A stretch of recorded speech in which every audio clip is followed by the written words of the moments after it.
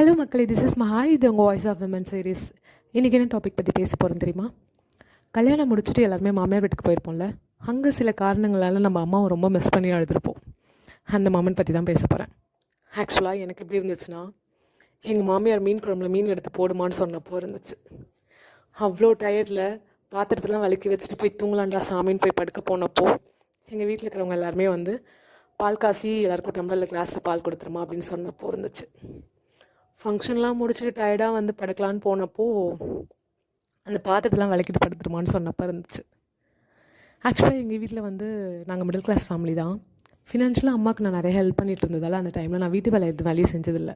எல்லாமே கைக்கு வந்துடும். அப்படி இருந்தவ சடனாக வந்து எல்லாமே நம்ம செஞ்சு கொடுக்குற சுச்சுவேஷன் வரப்போ ரொம்ப மிஸ் பண்ணி அழுதேன் எங்கள் அம்மாவை. பிஃபோர் மேரேஜ் நான் ரா ஃப்ளஷ்லாம் தொட்டதே கிடையாது. சிக்கன் ஆகட்டும், ஃபிஷ் ஆகட்டும், எதுவுமே தொட்டது கிடையாது. எங்கள் மாமியார் அதை எடுத்து போட சொன்னப்போ குழம்புல எனக்கு கை காலெலாம் நடுக்க எடுத்துக்கிச்சு. இந்த மாதிரி மொமெண்ட்ஸ் என் லைஃப்பில் நிறைய இருந்திருக்கு. இப்போ பழகிடுச்சு, பட் அப்போ இருந்திருக்கும்ல. இந்த மாதிரி யாரெல்லாம் ஃபேஸ் பண்ணிங்கன்னு மறக்காமல் கமெண்ட் பண்ணுங்கள். And let's bye bye from Maha. Thank you.